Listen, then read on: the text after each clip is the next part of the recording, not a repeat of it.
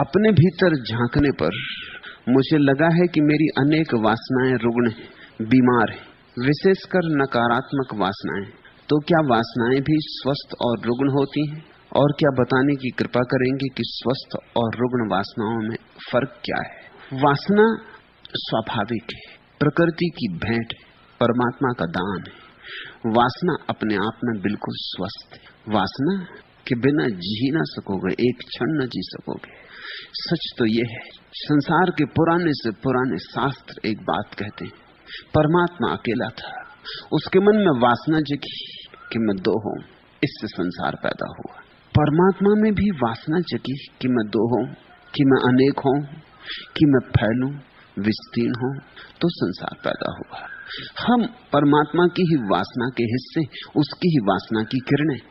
इसलिए पहली बात, वासना स्वाभाविक है, वासना प्राकृतिक है, नैसर्गिक है। वासना बुरी नहीं है, पाप नहीं। जिन्होंने तुमसे कहा वासना पाप है, वासना बुरी है, वासना से बचो, वासना से हटो, वासना से भागो, वासना को दबाओ, काटो, मारो, उन्होंने वासना को रुग्ण कर दिया। दबाई गई वासना रुग्ण हो जाती, जो भी दबाया जाएगा वही जहर हो जाता है। दबने से मिटता तो नहीं, भीतर भीतर सरक जाता है।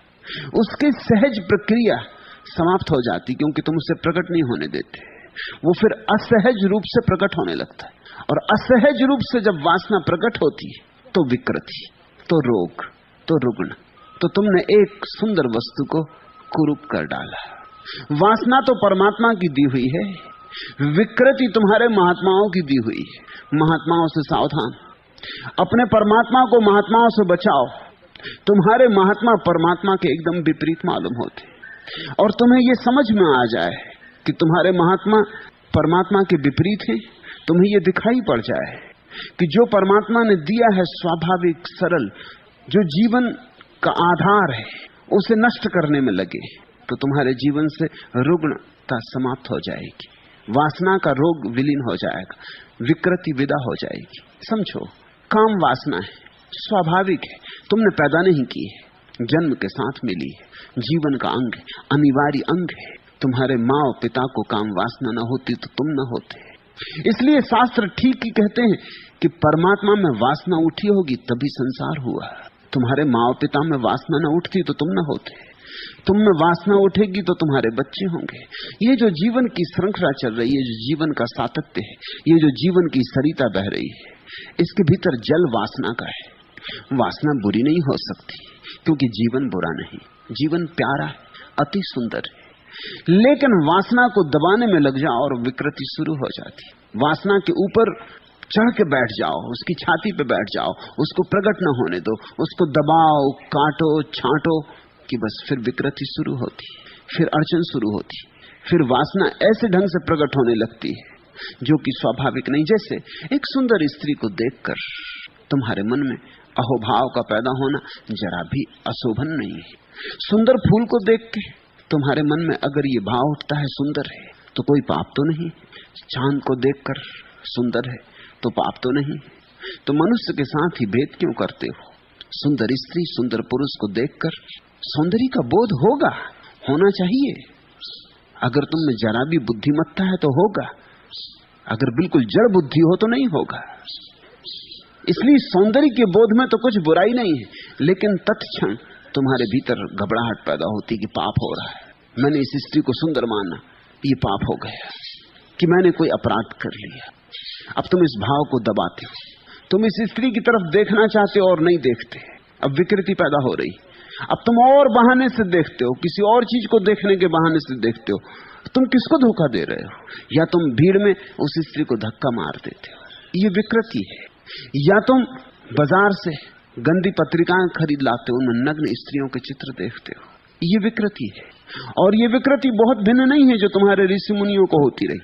तुमने कथाएं पढ़ी है ना कि ऋषि ने बहुत साधना की और साधना के अंत में अप्सराएं आ गई आकाश से, उर्वशी आ गई और उसके चारों तरफ नाचने लगी। पोर्नोग्राफी नई नहीं है, ऋषि मुनियों को उसका अनुभव होता रहा है। वो सब तरह के अश्लील भाव भंगिमाएं करने लगी ऋषि मुनियों के पास। अब किस अप्सरा को पड़ी है ऋषि मुनि के पीछे पड़ने की? ऋषि मुनियों के पास, विचारों के पास है भी क्या कि अप्सराएं? उनको जंगल में तलाशती जाएं और नग्न होकर उनके आसपास नाचें। सच तो यह है कि ऋषि मुनि अगर अप्सराओं के घर भी दरवाजे पे जाके खड़े रहते तो क्यों में उनको जगह न मिलती। वहां पहले से लोग राजा महाराजा वहां खड़े होते। ऋषि मुनियों को कौन घुसने देता।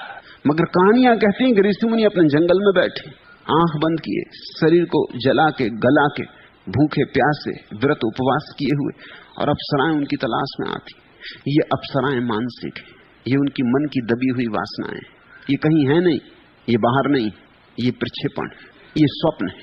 उन्होंने इतनी बुरी तरह से वासना को दबाया है कि वासना दबते दबते इतनी प्रगाढ़ हो गई है कि वो खुली आंख सपने देखने लगे, और कुछ नहीं। हेलुसिनेशन है, संभ्रम है। मनोवैज्ञानिक कहते हैं किसी आदमी को ज्यादा दिन तक भूखा रखा जाए तो उसे भोजन दिखाई पड़ने लगता है, और किसी आदमी को वासना से बहुत दिन तक दूर रखा जाए तो उसकी वासना का जो भी विषय हो वो दिखाई पड़ने लगता है, भ्रम पैदा होने लगता है। बाहर तो नहीं है, वो भीतर से ही बाहर प्रक्षेपित कर लेता है। ये ऋषि मुनियों के भीतर से आई हुई घटनाएं हैं, बाहर से इनका कोई संबंध नहीं है। कोई इंद्र नहीं भेज रहा है, कहीं कोई इंद्र नहीं है और न कहीं कोई उर्वशी है। सब इंद्र और सब उर्वशियां मनुष्य के मन के भीतर का जाल है। तो तुम अगर कभी ये सोचते हो कि जंगल में बैठने से उर्वशी आएगी, भूल समझ जाना, कोई उर्वशी नहीं आती। नहीं तो कई ऋषि मुनि इसी में हो गए हों, बैठे हैं जंगल में जाके, अब उर्वशी आती होगी, अब उर्वशी आती होगी। उर्वशी तुम पैदा करते हो, दमन से पैदा होती। ये विकृति है। इस स्थिति को मैं मानसिक विकार कहता हूं। ये कोई उपलब्धि नहीं है, ये विक्षिप्तता है। ये है वासना की रुग्ण दशा। तुम्हारे भीतर जो स्वाभाविक है उसका सहज स्वीकार करो, और सहज स्वीकार से क्रांति घटती। जल्दी ही तुम वासना के पार चले जाओगे। मैं ये नहीं कह रहा हूं कि वासना में सदा रहो, लेकिन पार जाने का उपाय ही यही कि उसको सहज स्वीकार कर लो, दबाना मत, अन्यथा कभी पार न जाओगे। उर्वशियां आती ही रहेंगी। तुमने देखा कि चूंकि पुरुषों ने ही ये शास्त्र लिखे इसलिए उर्वशियां आती। स्त्रियां अगर शास्त्र लिखती और स्त्रियां अगर साधनाएं करती जंगलों में पहाड़ों में, तुम क्या समझते हो उर्वशी आती? स्वयं इंद्र आते। तब उनकी कहानियों में उर्वशी इंद्र को भेजती, क्योंकि उर्वशी से काम नहीं चल सकता था। जो तुम्हारी वासना का विषय है वही आएगा। उन्होंने अप्सरा नहीं देखी होती, उन्होंने देखे होते चलो हिंद केसरी चले आ रहे कि विश्व विजेता मोहम्मद अली चले आ रहे। स्त्रियां देखती उस तरह के सपने कि कोई अभिनेता चला आ रहा है। कल्पना तुम्हारी, मनुष्य वासना के पार निश्चित जा सकता है, जाता है, जाना चाहिए, मगर वासना से लड़के कोई वासना के पार नहीं जाता। जिससे तुम लड़ोगे उसी में उलझे रह जाओगे। दुश्मनी सोच समझ के लेना, क्योंकि जिससे तुम दुश्मनी लोगे उसी जैसे हो जाओगे। ये राज की बात समझो। मित्रता तो तुम किसी से भी करो तो चल जाएगी, मगर दुश्मनी बहुत सोच समझ के लेना, क्योंकि दुश्मन से हमें लड़ना पड़ता है, और जिससे हमें लड़ना पड़ता है हमें उसी की तकनीक, उसी के उपाय करने पड़ते। हिटलर से लड़ते वक्त चर्चिल को हिटलर जैसा ही हो जाना पड़ा, इसके सिवाय कोई उपाय न था। जो धोखाधड़ी हिटलर कर रहा था वही चर्चिल को करनी पड़ी। हिटलर तो हार गया, लेकिन हिटलरवाद नहीं हारा, हिटलरवाद जारी है। जो जो हिटलर से लड़े वही हिटलर जैसे हो गए, जीत गए, मगर जब तक जीते तब तक हिटलर उनकी छाती पे सवार हो गए। जिससे तुम लड़ते हो स्वभावतः उसके जैसा ही तुम्हें हो जाना पड़ेगा। लड़ना है तो उसके रीति रिवाज पहचानने होंगे, उसके ढंग ढोल पहचानने होंगे, उसकी कुंजियां पकड़नी होंगी, उसके दांव पैंच सीखने होंगे। उसी में तो तुम उस जैसे हो जाओगे। दुश्मन बड़ा सोच के चुनना। वासना को अगर दुश्मन बनाया तो तुम धीरे धीरे वासना के दलदल में ही पड़ जाओगे, उसी में सड़ जाओगे। वासना दुश्मन नहीं है, वासना प्रभु का दान है। इससे शुरू करो, इसे स्वीकार करो, इसको अहोभाव से, आनंद भाव से अंगीकार करो, और इसको कितना सुंदर बना सकते हो बनाओ। इससे लड़ो मत, इसको सजाओ, इसे श्रृंगार दो, इसे सुंदर बनाओ, इसको और संवेदनशील बनाओ।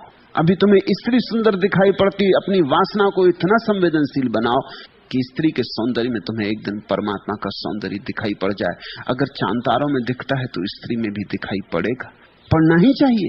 अगर चांद तारों में है तो स्त्री में क्यों ना होगा। स्त्री और पुरुष तो इस जगत की श्रेष्ठतम अभिव्यक्तियां हैं।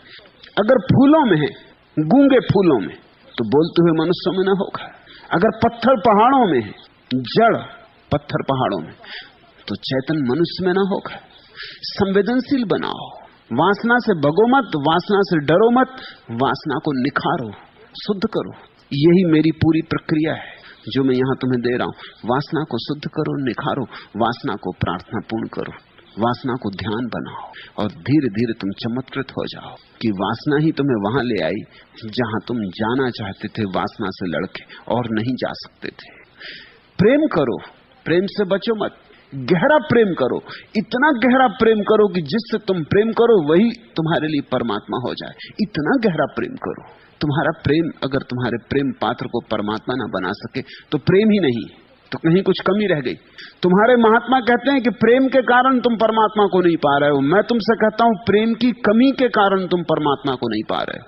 इस भेद को समझ लेना। इसलिए अगर तुम्हारे महात्मा मुझसे नाराज हैं तो बिल्कुल स्वाभाविक। अगर मैं सही हूं तो वे सब नाराज होने ही चाहिए। मैं कह रहा हूं प्रेम तुम में कम है, इसलिए परमात्मा तुम्हें दिखाई नहीं पड़ता। तुम्हारी वासना बड़ी अधूरी है, अपंग है। तुम्हारी वासना को पंख नहीं है, पंख दो। तुम्हारी वासना को उड़ना सिखाओ। तुम्हारी वासना जमीन पर सरक रही, मैं कहता हूं वासना को आकाश में उड़ना सिखाओ। परमात्मा अगर वासना के द्वारा संसार में उतरा है तो तुम वासना की ही सीढ़ी पर चढ़ के परमात्मा तक पहुंचोगे, क्योंकि जिस सीढ़ी से उतरा जाता है उसी से चढ़ा जाता है। फिर तुम्हें दोहरा के कह दूं, पुराने शास्त्र कहते हैं परमात्मा में वासना जगी कि मैं अनेक हूं। अकेला अकेला थक गया होगा,